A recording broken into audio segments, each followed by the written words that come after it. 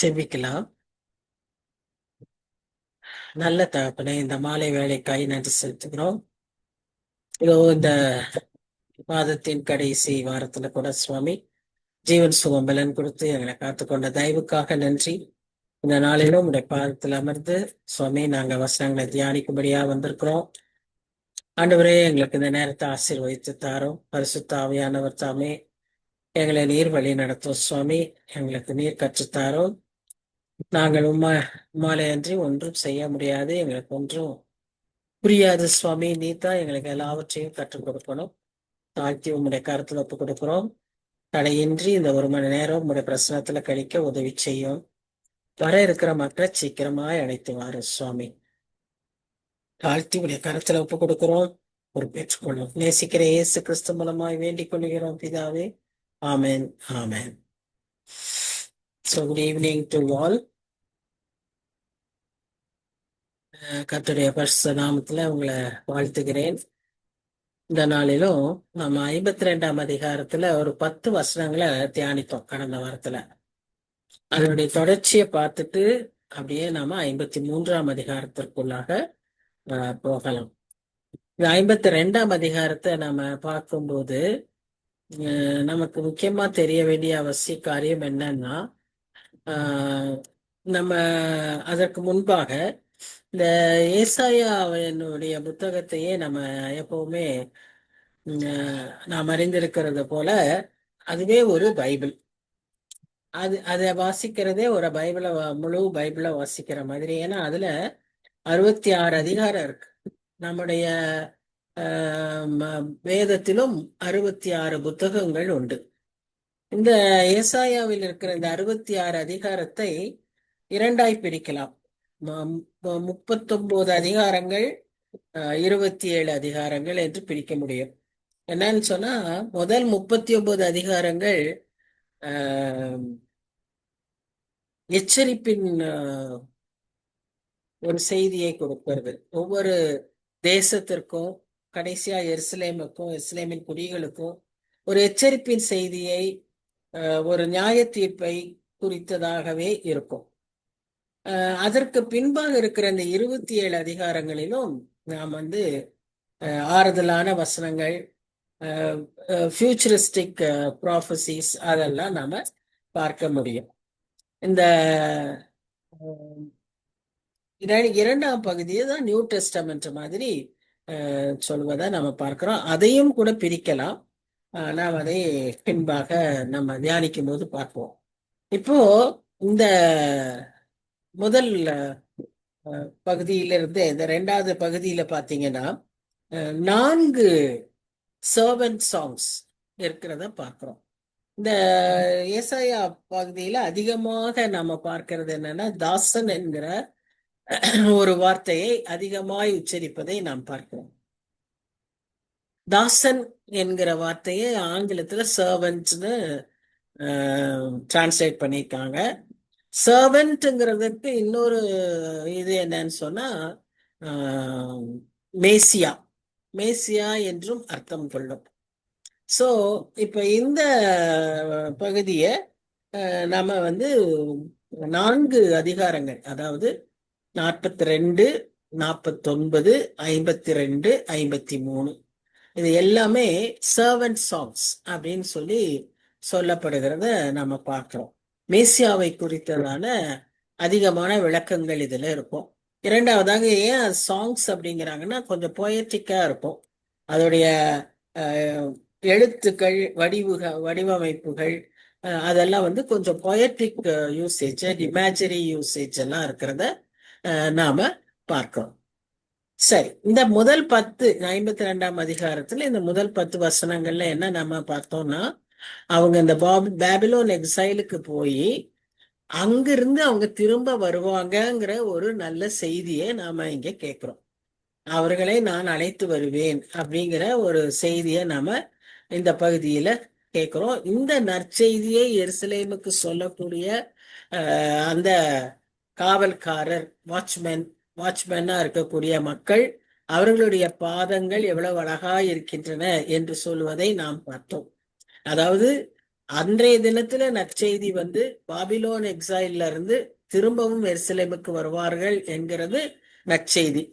இன்றைய நற்செய்தி என்னவென்றால், மேசியா நமக்காக தன் ஜீவனையே கொடுத்து நமக்கு பாவ மன்னிப்பை சம்பாதித்து கொடுத்திருக்கிறார்.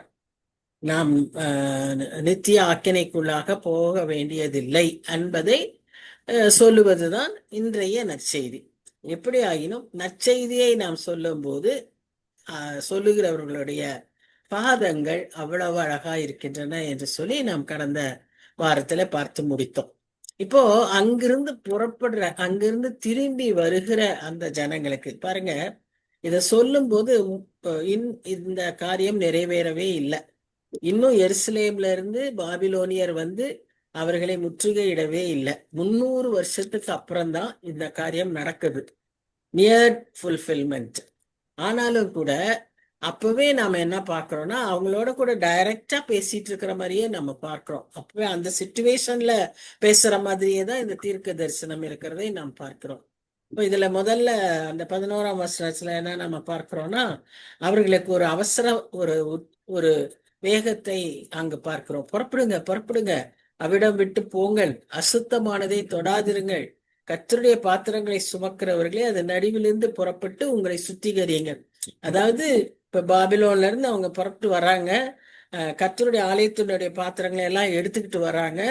அதனால நீங்க வந்து உங்களை சுத்திகரிச்சுக்கோங்க, நீங்க வேற எந்த சிந்தனையிலும் இருக்காதீங்க, அசுத்தமானதை தொடாதீங்க, நீங்க புறப்பட்டு வாங்க அப்படின்னு சொல்ற மாதிரி இருக்கு.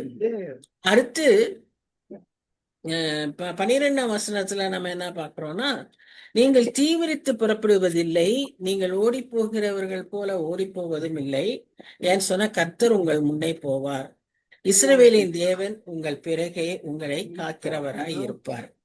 அப்போ உங்களுக்கு முன்னாலேயும் கர்த்தருடைய பிரசனை இருக்கு, பின்னாலேயும் கர்த்தருடைய பிரசனை இருக்கு. அதனால நீங்க ஒன்றும் பயப்பட வேண்டியதில்லை, அவசரப்பட்டு போக வேண்டியதில்லை அப்படின்று சொல்ற மாதிரி இந்த இடத்துல நாம பார்க்கிறோம். அதாவது the near fulfillment of the prophecy, அதே சமயத்துல it also calls us to be pure to meet the Lord. So when we have to meet the Lord, or when we have to return, go back to our eternal home, we are to become pure. அதுதான் நம்ம இங்க பார்க்கிறோம். அது இங்க 2 தீமோத்தேயு 2ஆம் அதிகாரம் 21ஆம் வசனத்துல அதை நாம் வாசிக்கிறோம். அதாவது ஒருவன்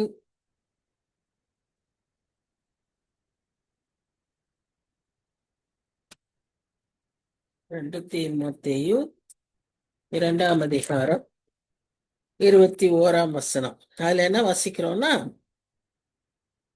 ஒருவன் இவைகளை விட்டு தன்னை சுத்திகரித்து கொண்டால் அவன் பரிசுத்தமாக்கப்பட்டதும் எஜமானுக்கு உபயோகமானதும் எந்த நற்கிரியைக்கும் ஆயத்தமாக்கப்பட்டதுமான கனத்துக்குரிய பாத்திரமாய் இருப்பான். So God wants us to be an honorable vessel for his purpose, for his use.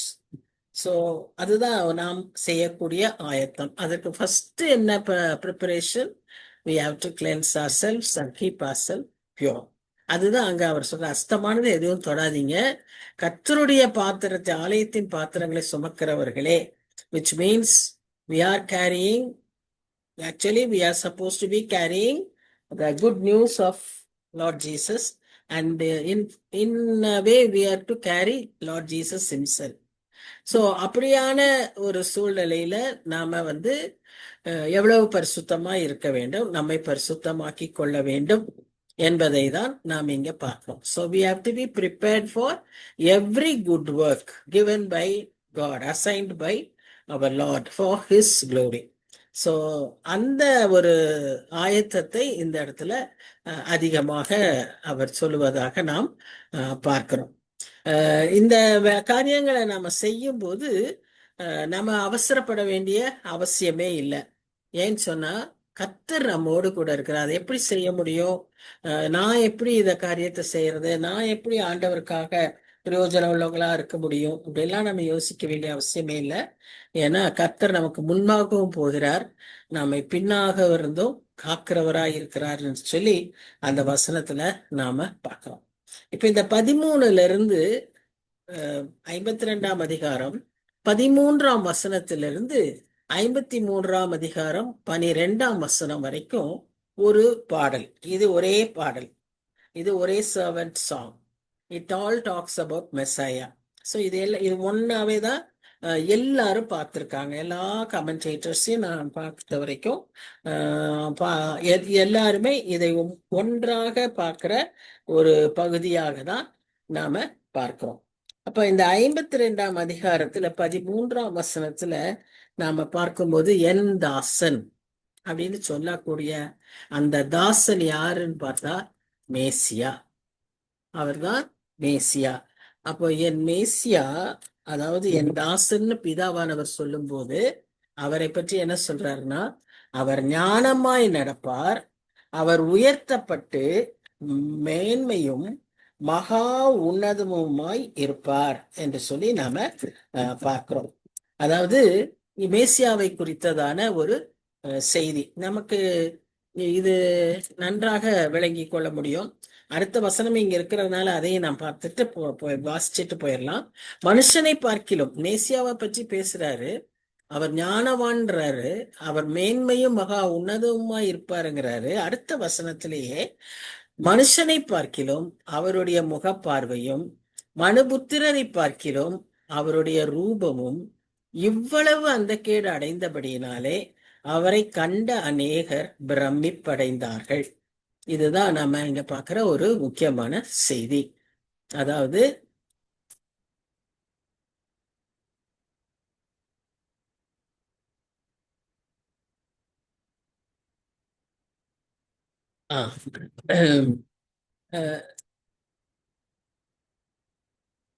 நான் அடுத்து சொல்றேன்.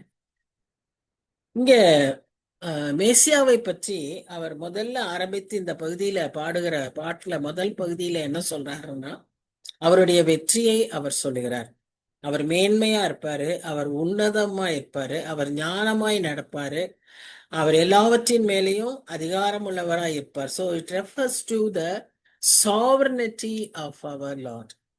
இந்த ஃபர்ஸ்ட் 13ஆம் வசனம் மேசியாவை குறித்து சொல்லப்படுகிற செய்தி என்னவென்றால், அவருடைய சர்வ வல்லமையுள்ள கடவுளாய் இருப்பார். Sovereignty of God, sovereign God அப்படிங்கிறத அவர் முதல்ல அப்படியாக மேசியாவை இந்த பாடல்ல இன்ட்ரோடியூஸ் பண்றாரு தீர்க்கதரிசி. அடுத்த வசனத்திலேயே நாம என்ன பார்க்கிறோம்னு சொன்னா, அவருடைய method of receiving that victory or method of conquering that victory, அந்த வெற்றியை, அந்த மேன்மையை அவர் எப்படி அடைந்தார் என்று நாம் பார்த்தோமானால் அதனுடைய முதல் தொடக்கத்தை தான் நம்ம அங்க பார்க்கிறோம். எவ்வளவு ஒரு கொடுமையான விதத்துல அவரை அடித்தார்கள். அவருடைய அந்த ஜனங்கள் அவரை எந்த விதமும் முகத்தில எல்லாம் அடித்து அவருடைய முகம் ஒரு ரூபம் இல்லாமல் போன ஒரு சூழ்நிலையை நாம் பார்க்கிறோம். அதை பார்க்க கூட முடியாத ஒரு சூழ்நிலைய நாம் பார்க்கிறோம். இத சிலர் எங்க எப்படி சொல்றாங்கன்னா, நம்ம அவர் உயிர்த்தெழுந்த போது அந்த விதமா தான் அவர் இருந்தாராம். அந்த அவருடைய முகமும் கூட அதே மாதிரி இருந்துதான். அந்த அடிக்கப்பட்டு அந்த தழும்புகளோடு தான் அவர் முகத்திலும் அவர் இருந்தார். அவரை பார்க்க முடியாத விதத்துல அவர் இருந்தாருன்னு, நம்முடைய ஆண்டவர் எவ்வளவு அழகா இருந்தாரு நிற்பாரு அப்படின்னு பிரசங்கி சாரி உன்னத பாட்டுல சாலமன் சொல்வதை நாம் பார்க்கிறோம். அதுல அங்க நம்ம அந்த பாடல்கள்ல எவ்வளவு அழகா என் நேசர் எப்படி இருப்பாரு, அவருடைய முகம் எப்படி இருக்கும், அவருடைய வாசனை எப்படி இருக்கும், இப்படின்னு எல்லாம் நாம அங்க வாசிச்சுட்டு அந்த ஒரு இமேஜினேஷன்ல நாம ஆண்டவரை பார்க்கும்போது, இங்க நாம் பார்க்கிறது 52ஆம் அதிகாரம் கடைசி வசனம் 14ஆம் வசனத்துல அவருடைய ரூபம் அந்த கேடு அடைந்தபடினாலே அவரை கண்ட அநேகர் பிரமிப்படைந்தார்கள். இப்போ இந்த ஏசாயா எப்ப சொல்றாரு? 700 வருஷத்துக்கு முன்னால சொல்றாரு. சரியா? அப்போ இந்த இது எல்லாம் எப்படி இருக்கு? ஒரு பாஸ்ட் டென்ஸ் மாதிரி இருக்கு. சொல்ற அத்தனை காரியமும் ஏற்கனவே நடந்த மாதிரி அவர் அதுங்க சொல்றாரு. இப்ப நாம படிக்கும்போது நமக்கு எப்படி இருக்குன்னா, we are looking back to the cross. Actually old டெஸ்டமெண்ட்ல people are looking forward to the cross. ஆனா ஏசாயா எழுதியிருக்கிற இந்த நிகழ்வு ஏதோ அப்பவே நடந்த நிகழ்வு மாதிரி இருக்கிறதுனால நிறைய controversies. People don't believe that all these things refer to Messiah. அவங்க என்ன சொல்றாங்கன்னா, இது இஸ்ரேல் தேசத்தை குறித்தது. இஸ்ரேல் தேசம் எவ்வளவு கேடடைந்தது, எவ்வளவு பாடுபட்டாங்க, சிதறி போனாங்க அப்படின்னு அவங்க சொல்றதாக ஒரு கூட்டத்தார் அந்த தேச அந்த இந்த இந்த சாங்கே, that is from 52:13 to 53:12, it only talks about the nation Israel அப்படின்னு ஒரு பெரிய குரூப் இன்றைக்கும் அதை பற்றி பேசி கொண்டிருக்கிறதை பார்க்கிறோம்.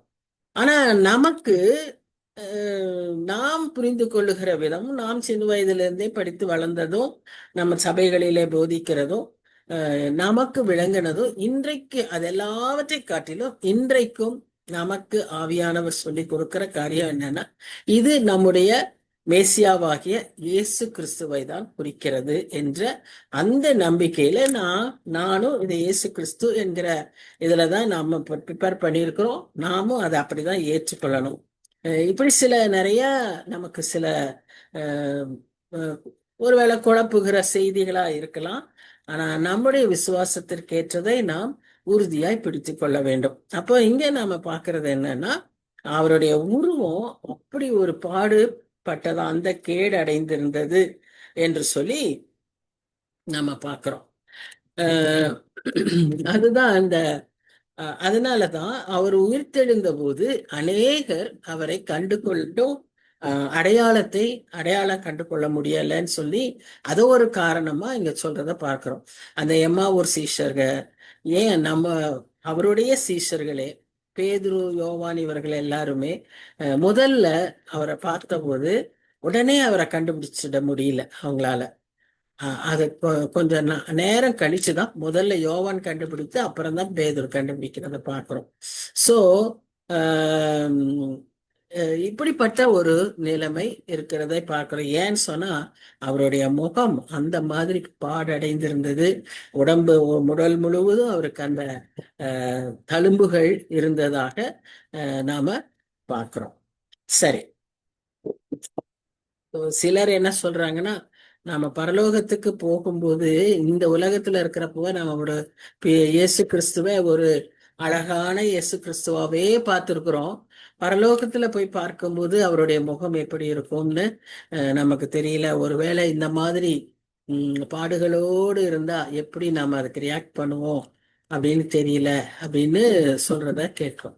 ஆனா நான் என்ன நினைக்கிறேன்னா, அதை பார்க்கும்போதே நாம ஒருவேளை நாம அங்க பரலோகத்துல இருக்கும்போது நம்முடைய உணர்வுகள் எப்படி இருக்கும் அதெல்லாம் தெரியல. ஒருவேளை நாம ஏன்னா அங்க பசியும் இல்லை, பட்னியும் இல்லை, அழுகையும் இல்லை, எதுவுமே இல்லை. So we may not we will actually be heavenly in heaven. That is what I believe. ஒருவேளை இப்போ அந்த மாதிரி அந்த காட்சியை அந்த காட்சியை பார்த்தோம்னால் நம்ம ஒடிஞ்சு போயிடுவோம். என்னால தானே இப்படின்னு சொல்லி நாம ஒருவேளை கதறுவோம் என்று நான் நம்புகிறேன்.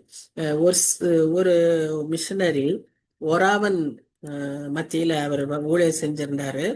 அவர் ஊழிய பாதையில போகும்போது அவரை பயங்கரமா அடிச்சு தாக்கிட்டாங்க. சட்டையெல்லாம் ஒரே ரத்தக்கரை. ஆனா அது ரொம்ப நாள் அவர் வீட்டுல மாட்டி வச்சிருந்தாரு. அசிங்கமா இருக்குமா, வீட்டுக்குள்ள முன்னால அந்த ஷர்ட் போட்டிருப்பாராம். ஏன் இதை இப்படி போட்டிருக்கீங்க, இது ரொம்ப அசிங்கமா இருக்கேன், இதை எடுத்துருங்க அப்படின்னும் போது அவர் சொல்றாரு, இது என்னுடைய மெடல், என்னுடைய ஊழியத்துக்கு கிடைத்த பரிசு. இதை பார்க்க தான் நான் என்னுடைய ஊழியத்துல நான் வைராக்கியமாவேன். ஒருவேளை நாமும் அவரை அப்படியான ஒரு காட்சியை பார்ப்போமானால், ஒரு அக்லி ஜீசஸ் பார்த்தோமானா நமக்கு கன்விக்ஷன் தான் அதிகமா இருக்கும்னு நான் நம்புறேன்.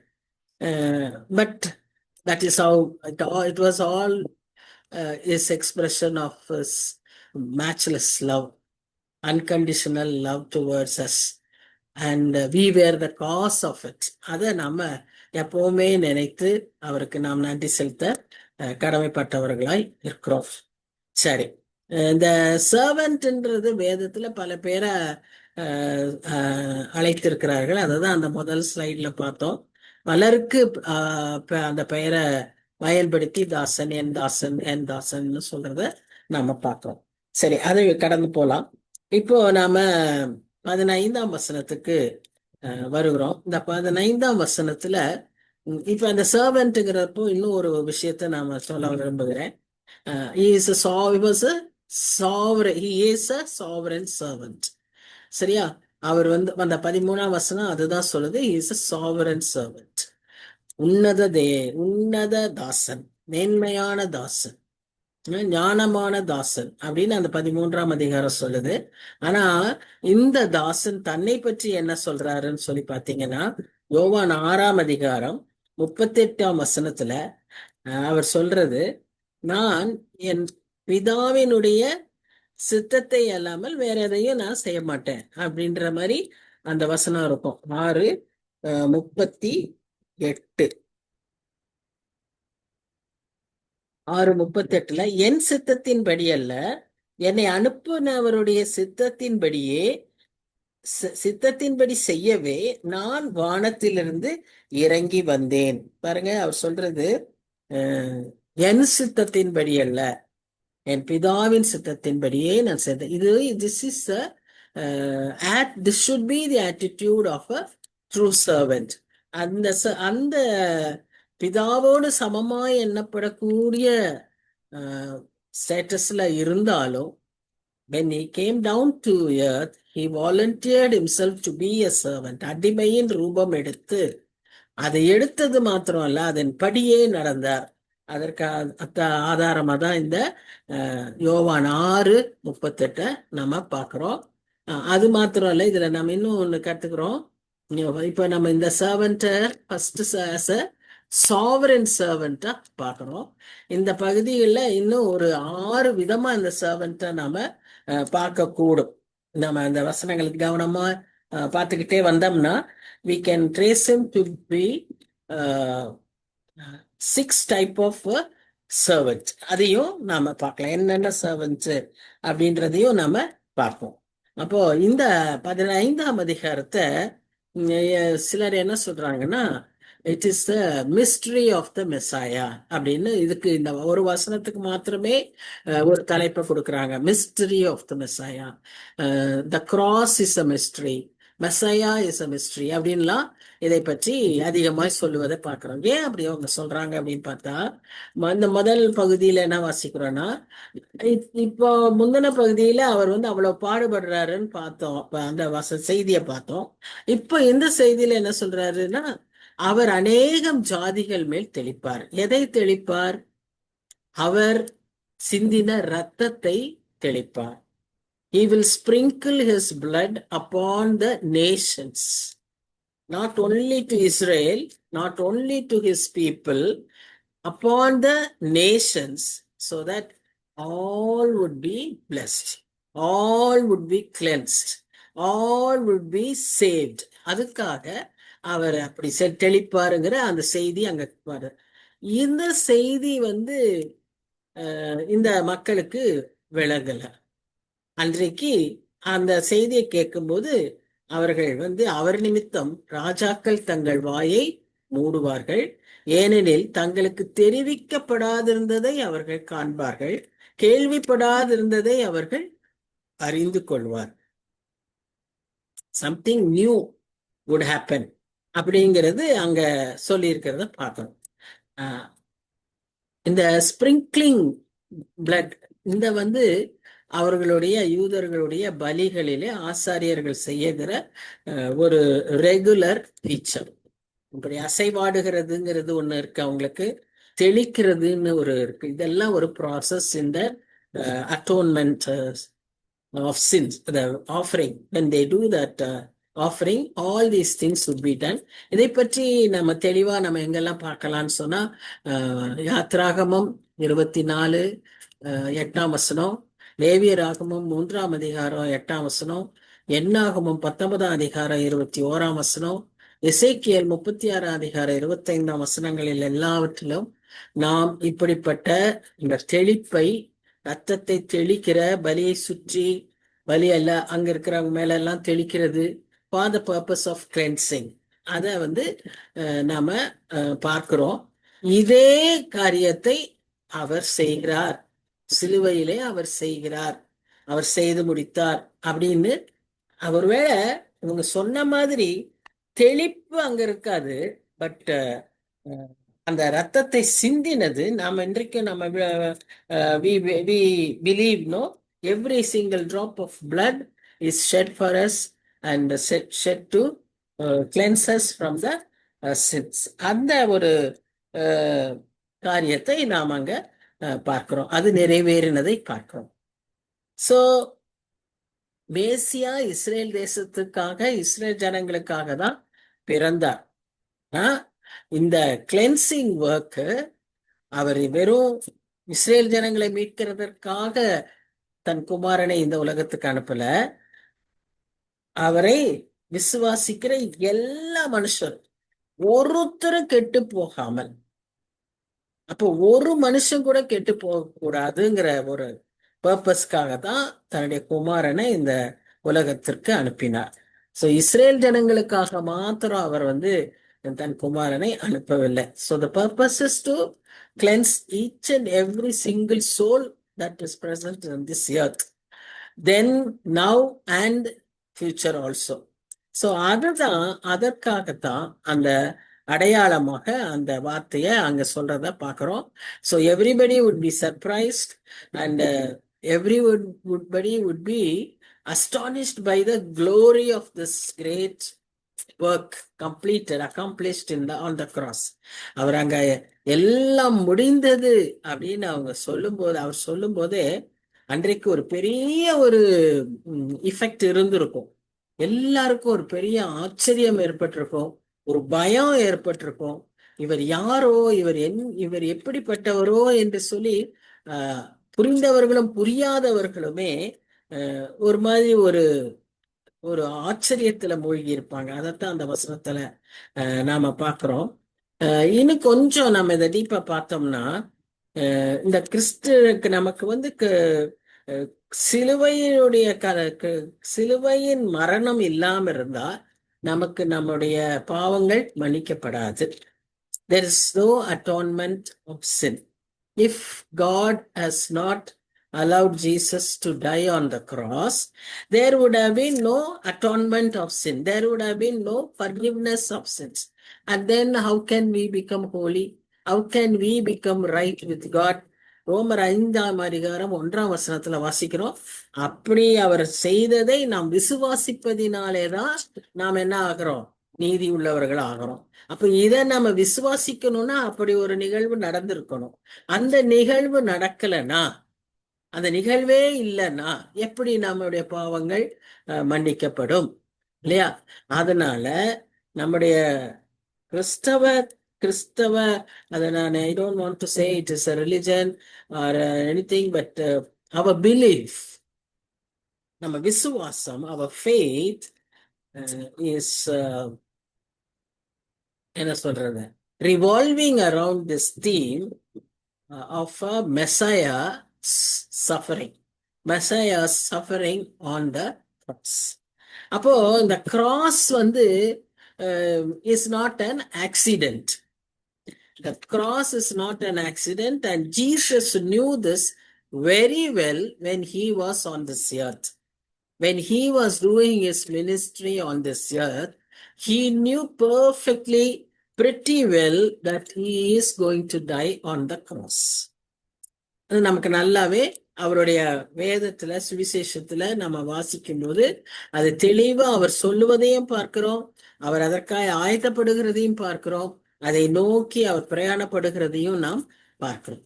it is not an accident, and again it is an eternal plan of redemption. பிதாவினுடைய நித்திய மீட்புக்கான வழி. அதனால அதை மாற்றவே முடியாது. 6:38 அவர் என்ன சொன்னாரு? என் சித்தப்படி அல்ல, என் பிதாவின் சித்தப்படியே நான் செய்ய இந்த உலகத்திற்கு வந்தேன். சோ பிதாவின் சித்தம் என்ன? that he should die on the cross. இதுல இந்த dying on the cross involves human intervention, human work. எப்படி? அந்த மனிதர்களுடைய பரிசேயர்கள், அங்கிருந்த அன்னைக்கு யூதர்கள் எல்லாருடைய பிட்ரேயல், அவர்களுடைய கம்ப்ளைண்ட்ஸ், அவர்களுடைய குற்றம் சாட்டுதல், அதோடு கூட அவரை அடித்தல், டார்ச்சரிங், அவரை சிலுவையில் அறைய வைக்கிறது, எல்லாமே was done only by humans. See, God's eternal plan of redemption, of executing his own son, the Messiah, for everything, he depends only on humans. Israel தேசத்துக்கு பாடம் புகட்டணும்னு சொல்லி நேபுகாத் நேச்சாரை பயன்படுத்தினார். அங்கிருக்கிற ஜனங்களை விடுவிக்க வேண்டும் என்று பெர்சிய ராஜாவாகிய கோரேசை பயன்படுத்தினார். கர்த்தரால் எல்லாவற்றையும் செய்ய முடியும். அவர் செய்ய விரும்புகிற எல்லா காரியத்தையும் இந்த பூமியிலே அவர் படைத்த இந்த மனுஷர்கள் மூலமா தான் அவர் செய்ய விரும்புகிறார். இப்ப தன்னுடைய குமாரனாகிய இயேசு கிறிஸ்துவை சிலுவையில் அறைய வைக்க வேண்டியது அவருடைய நித்திய மீட்பின் திட்டம். அப்படிப்பட்ட அந்த திட்டத்திற்கும் மனிதர்கள் தேவைப்பட்டது. அவர் இந்த உலகத்துல மனிதனாய் பிறக்கணும், அதற்கும் a woman was needed, mother Mary. பாருங்க எவ்வளவு அழகா அவருடைய பிளான் அவரை எக்ஸிக்யூட் பண்றாருன்னு பாருங்க. அப்போ இங்கேயும் இந்த மக்கள் மூலமாக இந்த சிலுவையின் காரியங்கள் நடைபெற்றாலும் everything was under his control. அவருடைய நித்திய மீட்பின் திட்டத்திற்கென்றே அது நிறைவேறியது என்று சொல்லி நாம் பார்க்கிறோம். இதுதான் இங்க மிஸ்ட்ரி. ஏன் கர்த்தரால இதை செஞ்சிட முடியாதா அப்படின்னு நம்ம பார்க்கும்போது, அவர் எல்லாவற்றின் மேல் ஆளுகை செய்திருந்தாலும் எல்லாவற்றையும் அவர் மனிதரை கொண்டேதான் செய்கிறார் என்பதுதான் இங்க இருக்கிற மிஸ்ட்ரி. இந்த 15ஆம் அதிகாரத்துல அவங்க சொல்ற அந்த ரகசியம் என்னன்னு சொன்னா இதுதான். ஹியூமன் இன்வால்வ்மெண்ட் இருந்தாலும், ஹியூமனுடைய ஈவில் ஆக்ட்ஸ் தான் அந்த கிராஸுக்கே அவரை கொண்டு போயிருந்தாலும், அதில் இருக்கிற அந்த மீட்பு விடுதலை யாரால் கொடுக்கப்பட்டது? அது அந்த மீட்பு செயல் யாருடைய கண்ட்ரோல்ல இருந்தது அப்படின்னு பார்த்தா அது பரலோகத்தில் இருக்கிற பிதாவினுடைய கையில் இருக்கிறது என்று சொல்லி நாம் பார்க்கிறோம்.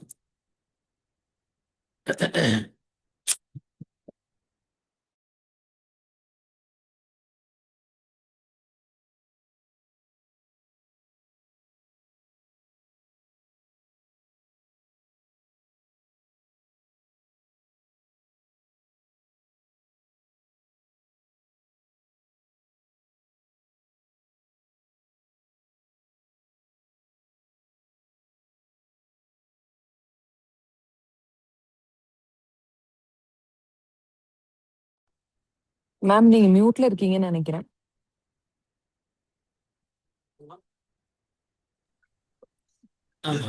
Very sorry. இந்த ஏசாயா 53ஆம் அதிகாரம்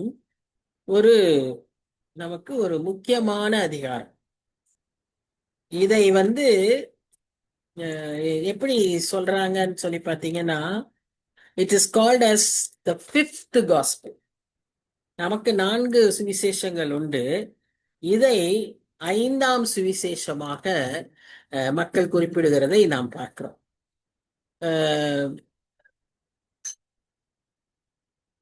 இன்னும் ஒரு சிலர் இது 1ஆம் சுவிசேஷம்னு சொல்றாங்க. ஏன்னா பழைய ஏற்பாட்டிலேயே இது சொல்லப்பட்டுருச்சு இல்லையா, அதனால இது 1ஆம் சுவிசேஷம் அப்படின்னும் சொல்லுவதாக நாம் பார்க்கிறோம். எப்படினாலும் 7 நூற்றாண்டுகளுக்கு முன்பாகவே நடந்த அத்தனை காரியங்களும் வார்த்தைக்கு வார்த்தை அதே மாதிரி சொல்லப்பட்டிருக்கிறதை நாம் இந்த அதிகாரத்துல நாம் பார்க்கிறோம். அது நிறைவேறியதும் நமக்கு நன்றாய் விளங்கும்.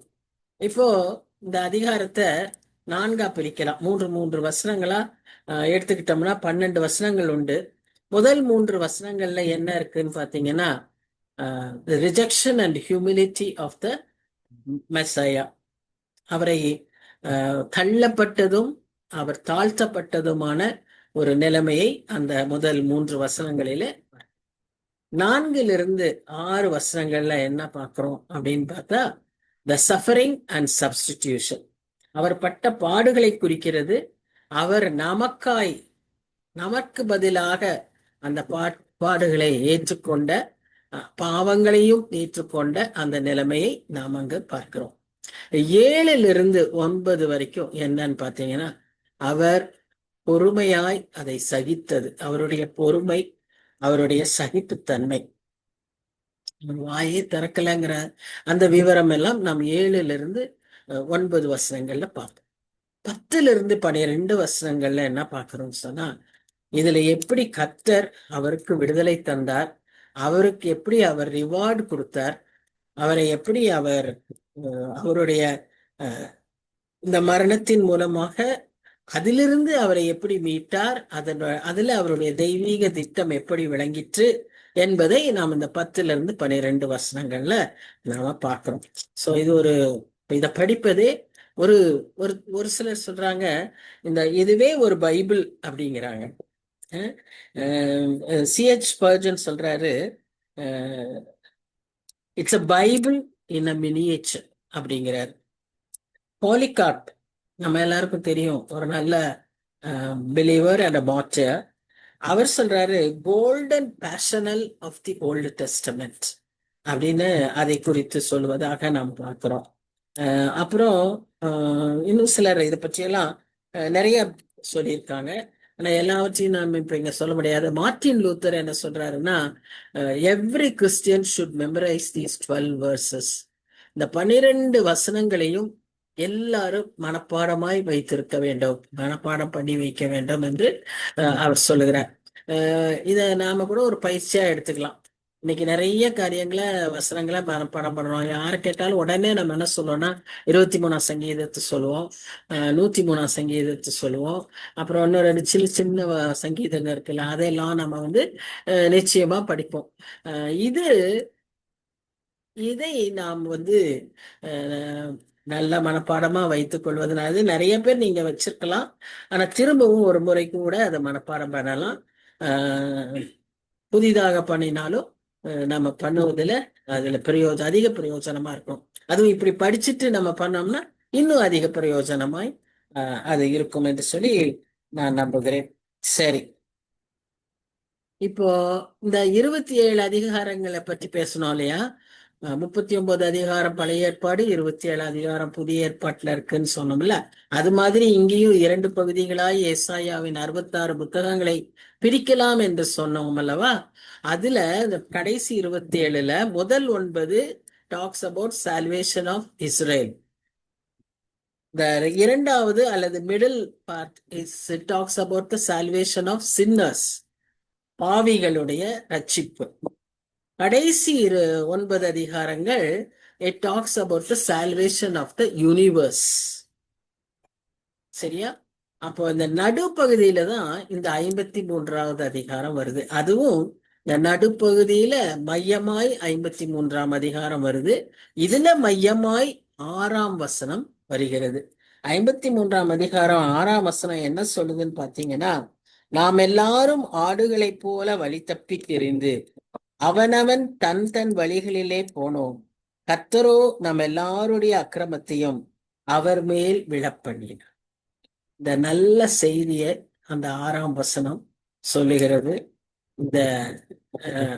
இந்த முக்கியமான செய்தியை அது சொல்லுவதை நாம் பார்க்கிறோம். இதுல first part talks about his mercy, the second part talks about the punishment. So இந்த 53ஆம் அதிகாரத்தை இன்னொருத்தர் எப்படி சொல்றாருன்னா, the saddest part of the scriptures அப்படிங்கிறார். மிகவும் வருத்தப்படமா கூடியதான ஒரு அதிகாரம், வருத்தத்தை உண்டு பண்ணுகிற ஒரு அதிகாரம் அப்படின்னு சொல்றத பார்க்கிறேன். இதுல சில வசனங்கள் நான் சொன்னது போல அது பாஸ்டென்ஸ்ல சொல்லப்பட்டிருக்கிறத பார்க்கிறோம். 52ஆம் அதிகாரத்திலேயே கூட சில வசனங்கள் பாஸ்டென்ஸ்ல சொல்லப்பட்டுச்சு. 15ஆம் வசனம் வந்து ஃபியூச்சரை சொல்லுது. இங்கேயும் சில வசனங்கள் பாஸ்டென்ஸ்ல சொல்லப்படும், சில வசனங்கள் ஃபியூச்சர்ல சொல்லப்படுறதாக பார்க்கணும்.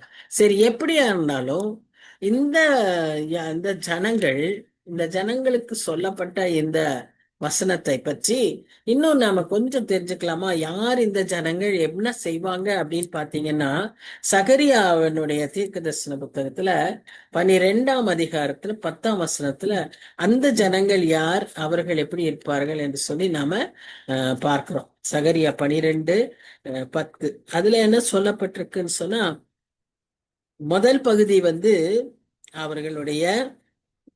அவர்களுக்காக கொடுக்கப்படுகிற கிருபையை பார்க்கிறோம். அதாவது நான் தாவீது வாக்கு தத்தமா பார்க்கிறோம். நான் தாவீது குடும்பத்தாரின் மேலும் எருசலேம் குடிகளின் மேலும் கிருபையின் ஆவியையும் விண்ணப்பங்களின் ஆவியையும் ஊற்றுவேன். அப்பொழுது அவர்கள், அந்த ஜனங்கள், தாங்கள் குத்தின எண்ணெய் நோக்கி பார்த்து, ஒருவன் தன் ஒரே பேரானவனுக்காக புலம்புகிறது போல எனக்காக புலம்பி, ஒருவன் தன் தலைச்சன் பிள்ளைக்காக துக்கிக்கிறது போல எனக்காக மனம் கசந்து துக்கிப்பார்கள். சோ இந்த மக்களுக்கு இந்த செய்தியை ஏன் அவர் இவ்வளவு தெளிவா எழுதி வைக்கிறாருன்னா, இப்படிப்பட்ட ஒரு ரியாக்ஷன் அன்றைக்கு ஏற்படும் என்பதற்காக. The spirit of grace and supplication will pour upon these people so that they will move on to repentance and they will look unto Jesus whom they have pierced.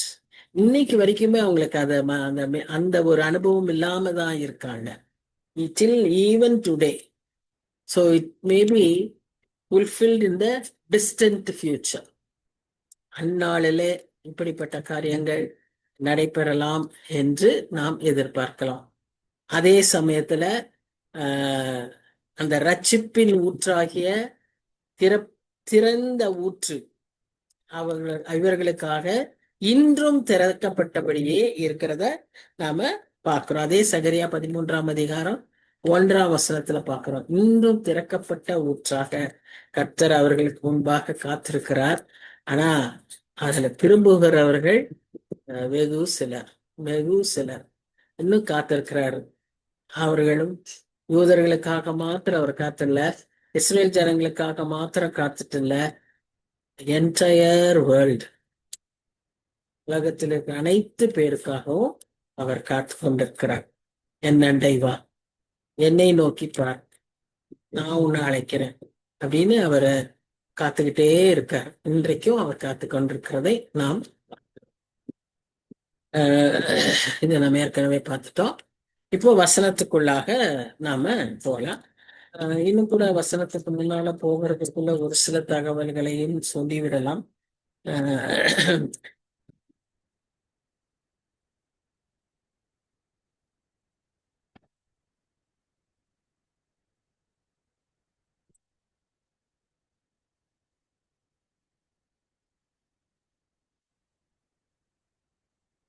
சரி, நம்ம வசனத்துக்குள்ள போவோம், ஒவ்வொன்றா பார்ப்போம்.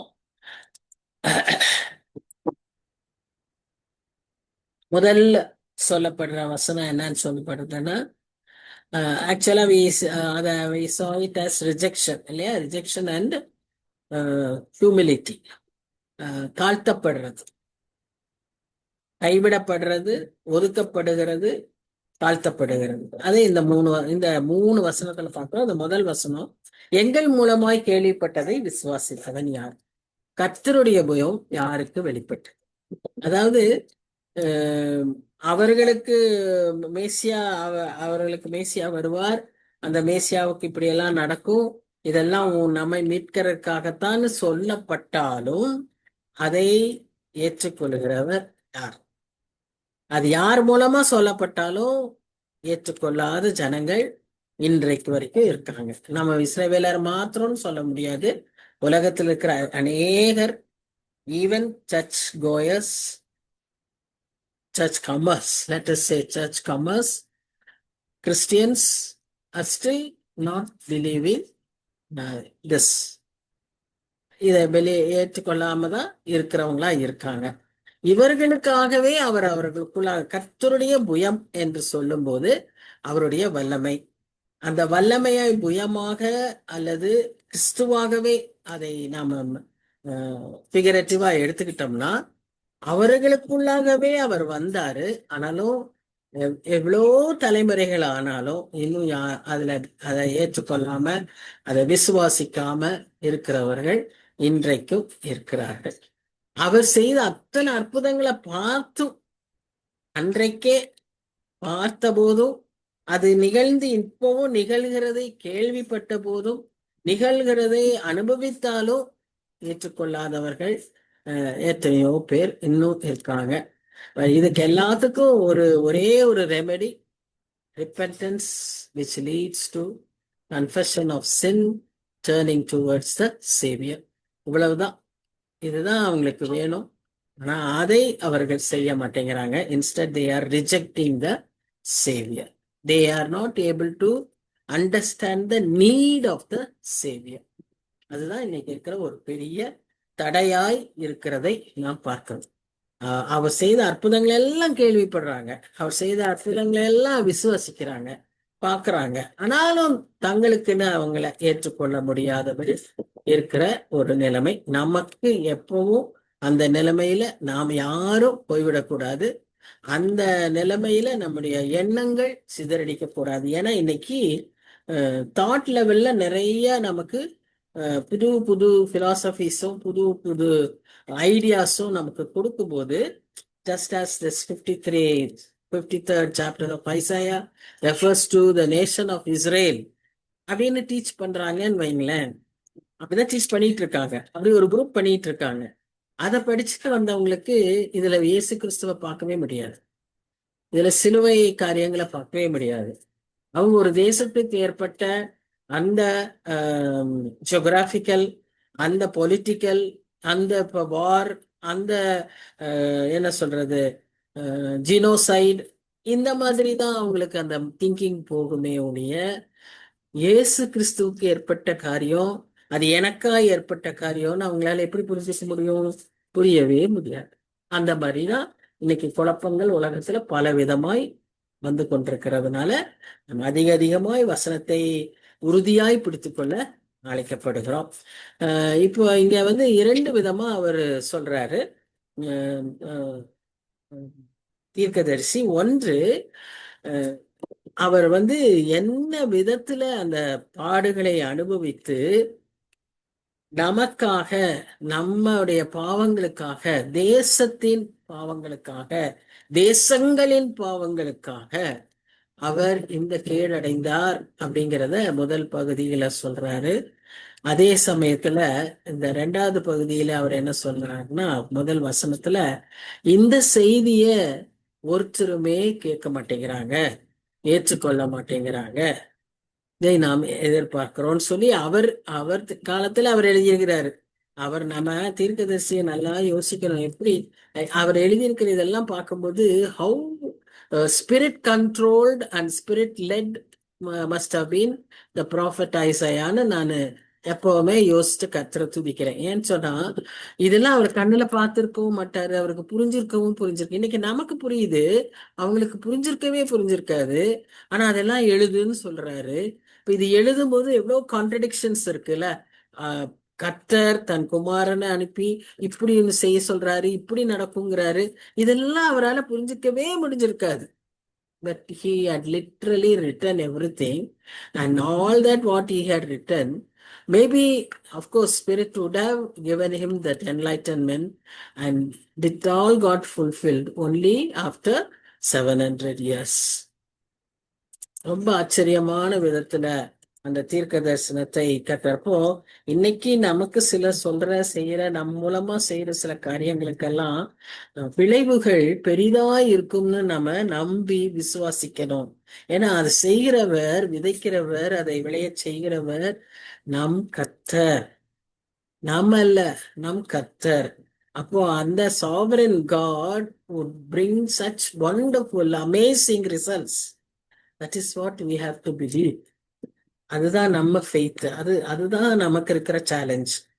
இப்ப அந்த ஃபர்ஸ்ட் வசனத்துக்கு இப்ப இதை நாம விளங்கிட்டோம். அதாவது அந்த 13, 14, 15 வசனங்கள்ல சொல்லப்பட்ட காரியங்களை அதுல நம்ம அவருடைய மேக்னிடியூட் ஆஃப் சரண்டரை பார்க்கிறோம். ஆனா அதை விளங்கி கொள்ளவும் ஏற்றுக்கொள்ளவும் ஜனங்கள் இல்லை அப்படிங்கிறத நம்ம பார்க்கிறோம். அதுல இன்னொரு விஷயம் அதுல நம்ம என்ன பார்க்கிறோம் அப்படின்னு பார்த்தா, அவர் பிறந்த போது, அவர் இந்த உலகத்துல இருந்த போதே அவரை அநேகர் என்ன சொன்னாங்க, இவன் ஒரு தச்சன் அல்லவா, இவன் இவனிடத்துல இருந்து ஏன் அந்த நத்தானியேல் கூட சொல்றாரு இல்லையா பிலிப்பு கிட்ட, நாசரேத்துல இருந்து ஒரு ஏதாகிலும் நன்மை வருமா அப்படின்னு சொல்லக்கூடிய அந்த அளவுக்கு அவருடைய காரியங்கள் எல்லாம். ஏன்னா நாசரேத்துலதான் அவர் வளர்ந்ததெல்லாம் நாசரேத்துல, அப்புறம் ஊழியம் செஞ்சதெல்லாம் கலிலேயாவுல. அப்போ இங்கிருந்தெல்லாம் நன்மைகள் வருமா அப்படின்னு சொல்லக்கூடிய இடங்க தான் அந்த இடங்கள். பேக்ரவுண்ட் இஸ் சச் தட் இன்னைக்கு background plays a very important role இல்ல, பட் அன்னைக்கு background is such for our Lord Jesus. அவர் இளங்கிளையை போலவும் வறண்ட நிலத்திலிருந்து துளிக்கிற வேரை போலவும் அவனுக்கு முன்பாக எழும்புகிறார். ஒரு tender plant. He was a very weak person, a frail person. He did not have extra beauty. இன்னைக்கு I will tell as it comes, I will tell you. So இந்த இடத்துல நாம பார்க்கிறோம் அவர் அவ்வளவு ஒரு வீக் பர்சன். அப்படி வீக்னா நாம ஒன்ஸ் அகெயின் அவர் mind is so tuned. Weakness சொன்னாலே அது யூஸ்லெஸ்ங்கிற மாதிரி நமக்கு ஒரு எண்ணம். ஆனா அந்த வீக்னஸ் தான் ஸ்ட்ரெங்த் இன் காட். ஏன்னா fully depending on God, for everything he depended on God, and he received everything only from God, and so he was a very strong person, and so he was a mighty person. He was able to do everything. So அதே அனுபவம் தான் நமக்கும் இருக்கணும். அவர் எப்படி வளர்ந்தாருன்னு சொல்லி நம்ம லூக்கா 2ஆம் அதிகாரம் 52ஆம் வசனத்துல நாம வாசிக்கிறோம். he increased in wisdom and stature and in favor with God and men. தேவ தயவு, மனுஷ தயவு, ஞானத்துல, எல்லாவற்றிலும், தேகத்திலும் அவர் எப்படியா இருந்தாரா, வளர்ந்தாருன்னு சொல்லி நம்ம பார்க்கிறோம். அது மாதிரி இன்றைக்கு நாமும் வளர முடியும். எப்பொழுது அவரையே சார்ந்து இருக்கும் போது. we may look weak, we may look very frail, we may have some weaknesses like how Paul had, yet he was mightily used by God. So அதுதான் நாம யோசிக்க வேண்டியது. அந்த கிரவுண்ட் இஸ் ட்ரை, வறண்ட நிலம்னு சொல்லக்கூடிய இடம் தான் இந்த நாசரேத்து, அந்த கலிலேயா, இந்த பகுதிகள். இங்கிருந்து வர ஒரு நன்மை வருமானு சொல்லக்கூடிய பழமொழியா இருக்கக்கூடிய ஒரு நிலத்துல இருந்துதான் இயேசு கிறிஸ்து வளர்ந்து வந்தார். அடுத்தது அவருடைய ரூபம் எப்படி இருந்தது? He did not have a very attractive personality. நம்ம எல்லாரும் ஒரு மாதிரி ஒரு பிக்சரை பார்த்துக்கிட்டு இருக்கிறோம். But he did not have a very attractive personality. He did not have a remarkable beauty. அதுக்கு என்ன வேர்டு யூஸ் பண்றாங்கன்னா காம்லினஸ்னா ரொம்ப அட்ராக்டிவா, ரொம்ப இம்ப்ரெசிவா, பார்த்தோன்னே அடைய ஒரு கவர்ச்சியா இருக்கக்கூடிய ஒரு உருவம் அவரோடது இல்லை. அந்த பர்சனாலிட்டிய வச்சு அவர் மக்களை இழுக்கிறார். It was by his qualities, by his love, by his compassion, by his words. When he preached, people were attracted. Not because of the sound, not because of the way he preached, not because of his attractive appearance, but the content. Because of the content. இப்போ ரீசெண்டா நான் ஒரு அது வரும்போதே சொல்றேன். Christ would be unknown, unremarkable, unpopular. இதுதான் தீர்க்கதரிசி சொன்ன காரியமே. he would be unknown, யாராலையும் ரெக்கக்னைஸ் பண்ண முடியாத ஒரு பர்சனா தான் இருப்பாரு. அவர்கள் மத்தியிலேயே ஆலயத்துக்குள்ளேயே சுத்திக்கிட்டு இருந்தாரு, ஆனா அவரை கண்டுபிடிக்கல. அன்ரிமார்க்கபிள், அவர் செய்கிற காரியங்களும் பெருசா அவரை ஒரு ஒரு பெரிய, அதான் சொன்ன, ஒரு பெரிய பேக்கப், ஒரு பெரிய அட்ராக்ஷன் அதெல்லாம் அவர்கிட்ட இல்ல. he was not very popular also. he had lot of opposition, enemies. But 3வது வசனத்துல பாட்டு வாசிக்கிறபடி, அவர் அசட்டை பண்ணப்பட்டவர், புறக்கணிக்கப்பட்டவர், துக்கம் நிறைந்தவர், மேன் ஆஃப் சாரோஸ், துக்கம் நிறைந்தவர். அவருக்கு எல்லா சாரோஸும் தெரியும். சாரோ அல்ல, sorrows. So he knows the sorrows of the struggles what we face. So சிலதை இங்க போட்டிருக்கேன். The man who actively struggles to obey. ஒரு மனுஷனால கர்த்தருக்கு கீழ்ப்படிய முடியாமல் இருக்கக்கூடிய போராட்டங்களை கர்த்தர் அறிவார். அதனால வரக்கூடிய துக்கத்தை கர்த்தர் அறிவார். அப்படிப்பட்ட துக்கம் நமக்கு இருக்குமானால் அதை கர்த்தர் அறிவாருங்கிறதே இப்ப நமக்கு பெரிய ஆறுதல். ஆண்டவரே, நீர் இதை அறிகிறீர், நீர் அறிந்திருக்கிறீர், எனக்காக நீர் இதற்கு ஒரு விடுதலையை தாரோ அப்படின்னு நம்ம கேட்க முடியும்.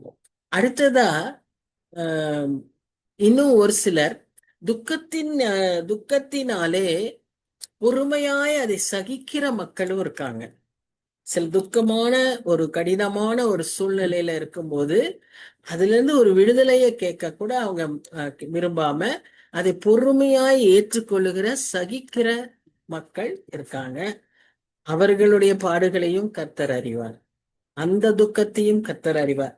அவர் துக்கம் நிறைந்தவர் அப்படின்னு சொல்லும்போது, பாடு அனுபவித்தவருமா இருந்தார்னு சொல்லும்போது, இது எல்லாமே அவர் அறிந்திருக்கிறார். நாம what we undergo, all that is known by him because he has experienced everything.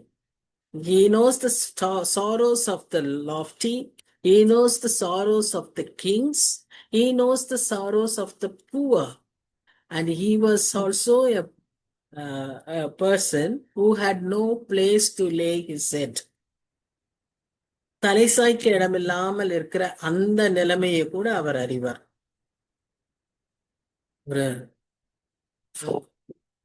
What should I say? A person who is on the road, who lies on the road.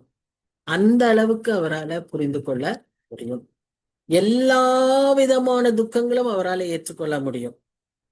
Personal sorrows, mental sorrows, ஆவிக்குரிய துக்கம், எல்லா degrees of sorrows, மிகுந்த கடினம், மிகுந்த பாடு, எல்லாவற்றையுமே அவரால புரிந்து கொள்ள முடியும்னு ஸ்பர்ஜன் சொல்றார். It is Spurgeon's quote. He could understand, he can feel everything, whatever is happening in us, around us.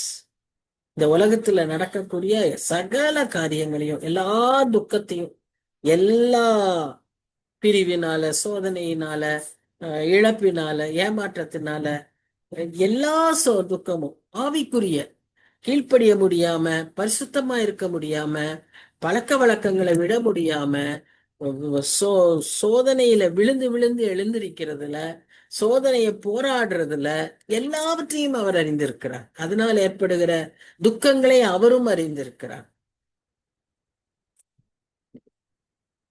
நமக்காக பரிதபிக்க கூடாத ஒரு ஆசாரியர் அல்ல அவர். எல்லாவற்றையும் அறிந்த தேவன். நமக்காக பரிதபித்து நமக்காக பரிந்து பேசுகிற ஆசாரியராய் அவர் இருக்கிறதுனாலதான் தைரியமாய் நாம் அவருடைய கிருபாசன தண்டையில சேர முடியும். இப்படிப்பட்ட ஆண்டவர். அதைத்தான் அந்த சிலுவையில அவர் நிறைவேற்றுகிறார். அவர் அசட்டை பண்ணப்பட்டிருந்தார். கடைசியா அங்க 3வது வசனத்துல என்ன சொல்றோம்னா, அவரை எண்ணாமல் போனோம். இவ்வளவு காரியங்கள் நமக்கு இருக்கு. அவர் நமக்காக எல்லாம் செய்யறப்போ அந்த சூழ்நிலைகள்ல நாம எவ்வளவு அவரை நினைக்கிறோம், எவ்வளவு அவரை எண்ணுகிறோம், இதுதான் ரொம்ப ரொம்ப முக்கியம். So we have to be sober minded. சும்மா எல்லாத்தையும் லைட்டா எடுத்துக்கிட்டு போகிறவங்களா இருக்கக்கூடாது. சில பேரு பிரச்சனைகளை அவங்க எப்படி எடுத்துக்குவாங்கன்னா, எல்லாம் ரொம்ப லைட்டா, அது அப்படிதான், இது விதி, நம்ம என்ன செய்யறது, இது இப்படிதான் நேரிடும், இது இப்படிதான் இருக்குன்னு இருக்கு, எழுதி வச்சிருக்கு, அது அப்படிதான் நடக்கும் அப்படின்னு சில பேர் இருக்கிறவங்க இருக்காங்க.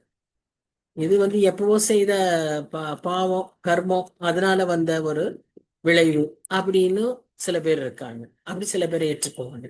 அப்படியெல்லாம் நம்ம ஏற்றுக்கொள்ளக்கூடாது. நமக்காக எல்லாவற்றையும் அவர் சிலுவையில சுமந்திருக்கிறார். இந்த பாடலையே அவர் அனுபவித்து போயிருக்கிறார். அப்படிப்பட்ட ஒரு ஆண்டவர் நமக்கு இருக்கிறார். அவர்கிட்ட திரும்பு, அவர்கிட்ட போய் கேளு. He will give us everything that he wants. நான் என்ன அன்னைக்கு அப்பிருந்து சொல்ல வந்தேன்னா, இன்னைக்கு இருக்கிற ஜெனரேஷனுக்கு இதெல்லாம் எதுவுமே சென்ஸ் ஆகாது. எதுவுமே அவங்களுக்கு விளங்க முடியாது. அவ்வளவு சீக்கிரம் அது விளங்க முடியாது. அவங்களால இதை புரிஞ்சுக்கவும் முடியாது. Why should a man, a God do all this?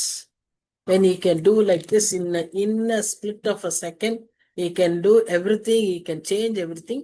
Why he should undergo all this? Can a God go through all this? Will any God go through this? இப்படி எல்லாம் தான் கேள்வி. அது நிச்சயமா இன்னைக்கு ஜெனரேஷனுக்கு புரியாது. அதுக்காக நம்ம அதிகமாக செபிக்கணும். அறிவு பெருத்திருக்கிறதுனால அவங்களுக்கு நம்ம விளங்க வைக்கிறதற்கு அதிகமாய் நாமே விளங்க வைக்க முடியாட்டியும் அவங்க எப்படியாவது விளங்கிக்கணும்னு நம்ம அதிகமாய் ஜெபிக்கவும் கடமைப்பட்டவர்களா இருக்கிறோம்.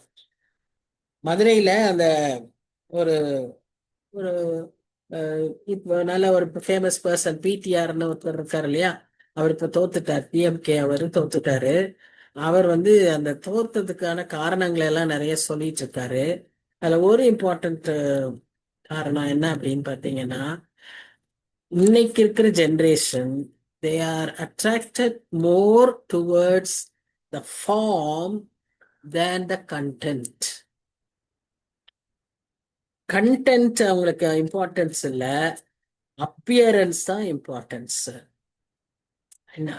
இந்த ஆண்டவரை அன்றைக்கு ரிஜெக்ட் பண்ணதற்கு நிறைய பேர் ரிஜெக்ட் பண்ண காரணம், he did not have a form or a beauty. அவருக்கு அந்த கரிஸ்மா இல்லை, அவருக்கு அந்த பிசிக்கல் பியூட்டி இல்லை. அதனால அவர் அசட்டை பண்ணப்பட்டவராய் இருந்தார். அதிலும் அவர் பாடுபட்ட பிறகு அவருடைய ரூபத்தை மனுஷரால காணவே முடியாத நிலைமையில அவர் இருந்தார். அந்த கேடு அடைந்திருந்தார். அதனால் அவர் தள்ளப்பட்டார். அவர் தள்ளப்படுவதற்கு ஒரு காரணம் இது. இன்னைக்கு இருக்கிற ஜெனரேஷனும் இதே நிலைமையில தான் இருக்கிறது. அதனால நாம ரொம்ப ரொம்ப they want attractive messages, they want attractive way of display, attractive presentation, attractive usage of words. இதெல்லாம் இருந்தா they will sit and listen for 10 minutes. இல்லைன்னா அவங்களால இந்த மாதிரி விஷயங்களெல்லாம் அவங்களால புரிஞ்சு கொள்ளவே முடியாது. அப்படி ஒரு பயங்கரமான ஒரு காலகட்டத்திற்குள்ளாக நாம் இருக்கிறோம் என்பதை நாம் ஒவ்வொருவரும் உணர்ந்து நாம் இதை திரும்ப திரும்ப தியானித்து திரும்ப திரும்ப இதற்காக செபித்து ஆண்டவருக்கு நாம் அதிகமாய் கணக்கு கொடுக்க வேண்டியவர்களாய் இருக்கிறோம். இப்ப இது இந்த first part of the song. The second part of the song is the next 3 verses. இதுல நாம என்ன சர்வன்டா பாக்குறோம் அவரை அப்படின்னு பாத்தீங்கன்னா, இதுல அவர் சஃபரிங் சர்வன்டா நாம பார்க்கிறோம். He is a suffering servant and he is a sinless servant. அது அடுத்ததான் பார்க்கலாம். ஆனா இங்க சஃபரிங் சர்வன்ட். என்ன சஃபரிங் சர்வன்ட்? அவர் நம்முடைய பாடுகளை ஏற்றுக்கொண்டு நம்முடைய துக்கங்களை சுமந்தார். நாமோ அவர் தேவனால் அடிபட்டு வாதிக்கப்பட்டு சிறுமைப்பட்டவர் என்று எண்ணினோம். நம்முடைய மீறுதல்கள் நிமித்தம் அவர் காயப்பட்டு நம்முடைய அக்கிரமங்களின் நிமித்தம் அவர் நொறுக்கப்பட்டார். நமக்கு சமாதானத்தை உண்டு பண்ணும் ஆக்கினை அவர் மேல் வந்தது. அவருடைய தழும்புகளால் குணமாகிறோம். நாம் எல்லாரும் ஆடுகளைப் போல வழி தப்பி திரிந்து அவனவன் தன் வழியிலே போனோம். கர்த்தரோ நம் எல்லாருடைய அக்கிரமத்தையும் அவர் மேல் விழப்பண்ணினார். இந்த 3 வசனங்கள், இந்த ஒரு stanza of that servant song, இது இன்னும் நமக்கு ஆழமாய் இன்னும் அதிகமான செய்திகளை நமக்கு வைத்திருக்கிறது. அதை நாம அடுத்த வாரத்துல அதை குறித்து பார்ப்போம். ஸோ முதல் ஸ்டான்ஸாவை நாம பார்த்திருக்கிறோம். அதுலேயே நாம அவர் எப்படி ரிஜெக்ட் பண்ணப்பட்டாரு, அவர் எதற்காக ரிஜெக்ட் பண்ணப்பட்டாரு, அவர் எப்படிப்பட்டவராய் இருந்தாரு, ஒரு வறண்ட நிலத்திலிருந்து வந்த ஒரு செடியை போல அப்படின்னா அதுல ஒரு அழகு இருக்காது, ஒரு ஒரு நல்ல செழிப்பு இருக்காது, அப்படி ஒரு டெண்டரா இருக்கும். இப்படிப்பட்ட ஒரு ஆண்டவராத்தான் அவர் இருந்தாரு. ஆனா அவரை கர்த்தர் எவ்வளவு பெரிய ஒரு பர்பஸ்க்கு ஆயத்தப்படுத்தி அவரை பயன்படுத்தினார்னு நம்ம பார்த்தோம். அந்த முதல் பகுதிகளை 6 வசனத்துல நம்ம இந்த செய்திகளை எல்லாம் பார்த்து த மிஸ்ட்ரி ஆஃப் த கிராஸையும் நம்ம புரிஞ்சுக்கிட்டோம். It is God's purpose, it is his eternal plan for which he use the human service. மக்கள் எப்படி புரிஞ்சுக்கிறாங்கன்னா, இந்த இட்டர்னல் பிளானை பத்தி அவங்களுக்கு தெரியாது இல்லையா? அதனால மனுஷரால அடிபட்டு நொறுக்கப்பட்டுதான் இங்க வாசிக்கிறபடி அவர் he was punished by God for his sin. He was a man, he was a carpenter's son. He must have done some great mistakes, and he was punished for that on the cross. What kind of a crime he should have done to be put on the cross? That was the understanding of the people then. But this is how they would think. ப்ராஃபட்டே prophecy பண்ணியிருக்காரு. எனக்கு இதுதான் ஒரு மாதிரி ஒரு பயங்கர ஆச்சரியமா இருக்கு. ராஜாக்கள் பார்த்து வாய மூடி இருந்தாங்கன்ற மாதிரி இது எனக்கு அவ்வளோ ஒரு ஆச்சரியம். அப்படி அழகா தெளிவா ஒவ்வொன்றும். அப்போ I was just wondering the way the Holy Spirit guided prophet Isaiah. Amazing, totally mind பாக்லிங்னுவாங்களா, அது மாதிரி தான். Anyway, let's praise God and thank God that we are able to understand. நமக்கு இப்படி பைபிளை கொடுத்து நமக்கு இந்த காரியங்களை எல்லாம் விளங்கும்படியாக நாம் இந்த ஜெனரேஷன்ல பிறந்திருக்கிறோம். ஒருவேளை அந்த ஜெனரேஷன்ல பிறந்திருந்தா இந்த மக்கா போலேயே ஆயிருப்போமே. இந்த ஜெனரேஷன்ல நம்மளை பிறக்க வச்சு இதெல்லாம் புரிய வச்சு இவ்வளவு அழகா நடத்திட்டு வந்திருக்கிறாரு. அதுக்கு ஒரு பெரிய பெரிய கோடானு கோடி தேங்க்ஸ், நன்றிகளை செலுத்த கடமைப்பட்டவர்களாய் இருக்கிறோம். சரி, நல்ல ஆண்டவரே, நன்றி செலுத்துகிறோம் சுவாமி. அப்பா, உடைய பாடுகளை ஆண்டவரே, உடைய அனாதி திட்டத்தை, தீர்மானங்களை சுவாமி பிதாவானவர் உங்கள் மேல் வைத்த அந்த பெரிய நோக்கத்தை நீர் அதை எப்படி அழகா எங்களுக்காக வாலண்டரியா உண்மையே யூ ஈல்டட் யுவர் செல்ஃப். அதெல்லாம் நாங்க பார்க்கும்போது நாங்க உமக்கு ஏமாத்திரம் சுவாமி, நாங்க என்ன செய்யணும்? What are we doing? What are we sacrificing? எதை நாங்க விட்டு கொடுப்போம்? எதை நாங்க உமக்காக செய்யறோம்? இதெல்லாம் யோசிக்கும் போது அதிகமாய் நாங்களும் உணர்த்தப்படுகிறோம். தப்பனே, கிருபை பாராட்டுங்க, எங்களுக்கு உதவி செய்யுங்க. இன்னும் ஆழமாய் நாங்க உம்மை நேசிக்க, உம்மை புரிந்து கொள்ள, உம்மை வெளிப்படுத்த எங்களுக்கு நீர் உதவி செய்யுங்க சுவாமி. தாழ்த்தி எங்களை கொடுக்குறோம். அந்த ஒவ்வொருவருக்காகவும் நன்றி செலுத்துகிறோம். ஆசீர்வதியும் ஆவிக்குரிய ஒரு ஒரு ஒரு உந்துதல், ஒரு எழுச்சி ஏற்பட நீர் கிருபத்தாரோம். நாங்க அதை வெளிப்படுத்தவும் எங்களுக்கு உதவி செய்யும். தாழ்த்தி உடைய கருத்தில் ஒப்பு கொடுக்கிறோம். தேவைகளை எல்லாம் உடைய பாதத்துல வைக்கிறோம் சுவாமி. எங்களுக்கென்று நீர் இருக்கிறீரப்பா. நீர் ஒருத்தர் போதும் சுவாமி. நீரே எங்களுக்கு ஆறுதல். நீரே எங்களுடைய எல்லாவற்றையும், எல்லா துக்கங்களையும் சுமந்தவர் சுவாமி. எவ்வளவு அருமையா இருக்கு. நன்றியோடு நன்றியோடு துதிக்கிறோம், ஸ்தோத்தரிக்கிறோம். We are never alone, Lord. We are never alone. You are always with us. Thank you, Lord. Thank you.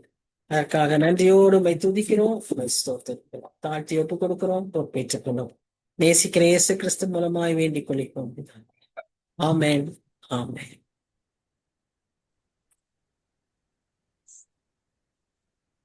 So, Thank you.